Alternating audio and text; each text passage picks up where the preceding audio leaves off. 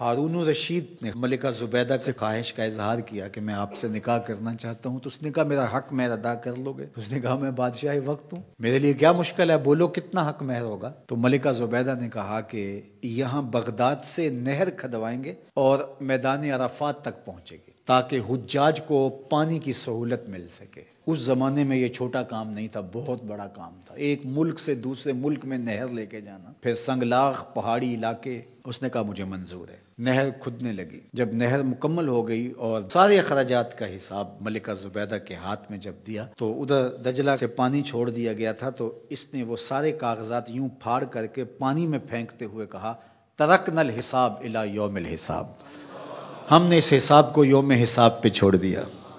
اللہ اکبر! آج ہم حساب نہیں کرتے، اللہ بھی ہمارا حساب نہ کرے۔ تو اللہ کی بارگاہ میں جب پیش ہو جاؤ، اس کے راہ میں دو، پھر بے حساب دیا کرو، اللہ ہمارا حساب آسان کر دینا۔ حضور علیہ الصلوۃ والسلام جب اللہ کے حضور دعا مانگتے تھے تو یہ دعا بھی کبھی مانگتے، اللہم حاسبنی حسابا یسیرا۔ اللہ اکبر! اللہ کے محبوب ہو کہ اللہ کی بارگاہ میں عرض گزار ہیں، اے اللہ میرا حساب آسان فرمانا۔ ام المومنین سیدہ عائشہ رضی اللہ تعالی عنہا فرماتی ہیں کہ حضور حساب یسیر سے مراد کیا ہے؟ تو آقا کریم نے فرمایا کہ بس اللہ کے حضور پیشی ہوگی، اللہ حساب دیکھے گا اور یوں ہی معاف کر دے گا۔ جس کا پھر حساب شروع ہو گیا فرمایا وہ ہلاک ہو گیا۔ اگر کسی کی جانچ پڑتال شروع ہو گئی تو پھر وہ نہیں بچ پائے گا۔ تو اللہ سے یہ بات عرض کرو کہ مالک میرا حساب یسیر فرمانا، آسان حساب، بلکہ مالک تو کریم ہے، تو نہ ہی حساب لینا، تو یوں ہی معاف کر دینا۔ تو اللہ کی بارگاہ میں جب ہم کہتے ہیں ربنا آتنا فی الدنیا حسنۃ وفی الآخرۃ حسنہ، تو حسنہ آخرت سے مراد ہوتا ہے مالک میرا حساب آسان ہو، فضائے اکبر کے دن میں امن میں رہوں، اور مالک تو جنت میرا مقسوم فرما دے۔ اور آخری جملہ اس دعا کا وقنا عذاب النار، اور اللہ مجھے آتش دوزخ سے بچا لے۔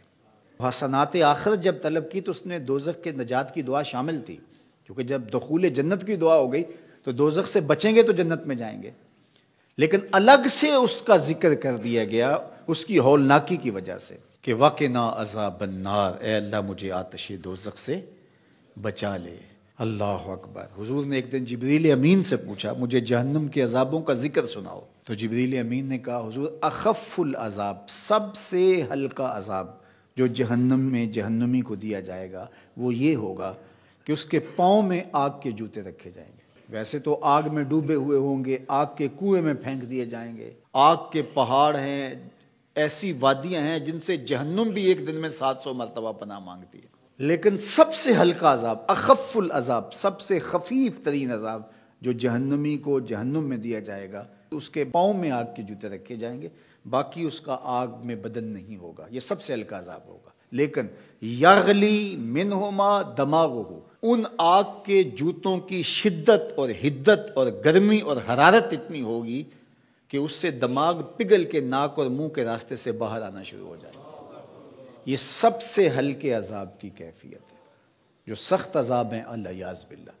تو اس لیے آتش دوزخ سے پناہ مانگو کہ اللہ مجھے آتش دوزخ سے بچانا۔ اس دنیا کی آگ سے فرمایا 70 گنا زیادہ تیز ہے وہ آتش دوزخ، اور وہ بدن کے ساتھ چپک جائے، یہ تو صرف جلاتی اور خشک کرتی ہے، وہ آگ بدن کے ساتھ جسموں کے ساتھ چپک بھی جاتی ہے اور جدا نہیں ہو پاتی، تارکول کی جیسا لوک چپک جاتی ہے، اس طرح وہ آگ چپک جائے گی بدنوں کے ساتھ الیاذ باللہ۔ اس کا ایک انگارہ اگر پہاڑ پہ رکھ دی جائے، دنیا کے پہاڑوں پہ، تو پہاڑ پگھل جائیں۔ یہ ہے اس آگ کی شدت اور اس آگ کی حدت۔ جہنمی کو اگر جہنم سے نکال کر اس دنیا کی آگ میں ڈالا جائے تو اس کو نیند آ جائے، وہ آگ اتنی سخت ہو۔ 70,000 زنجیروں میں جہنم کو ڈال کر کے جب میدان حشر میں لایا جائے گا، یہ تو ایک لمبی سی گردن دی جائے گی جہنم کو، لوگوں کے سروں کے اوپر گھوم رہی ہوگی، اور وہ کچھ بد اعمال کرنے والوں کو جہنم ڈھونڈ رہی ہوگی، اور پھر جب بھی مخصوص کچھ جرائم ہیں ان جرموں کا کرنے والا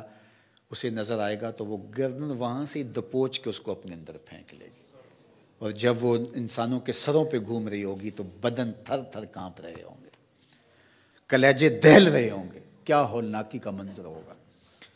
تو اس لیے اللہ کی بارگاہ میں یہ تیسری دعا اس دعا میں شامل کی گئی، وقنا عذاب النار۔ اے اللہ آتش دوزخ سے ہمیں بچانا، اس دن کی سختیوں سے بچانا، اس دن کی مشکلوں سے بچانا۔ آئیے مل کے اللہ کی بارگاہ میں یہ دعا مانگ لیتے ہیں، ربنا آتنا فی الدنیا حسنۃ وفی الآخرۃ حسنۃ وقنا عذاب النار۔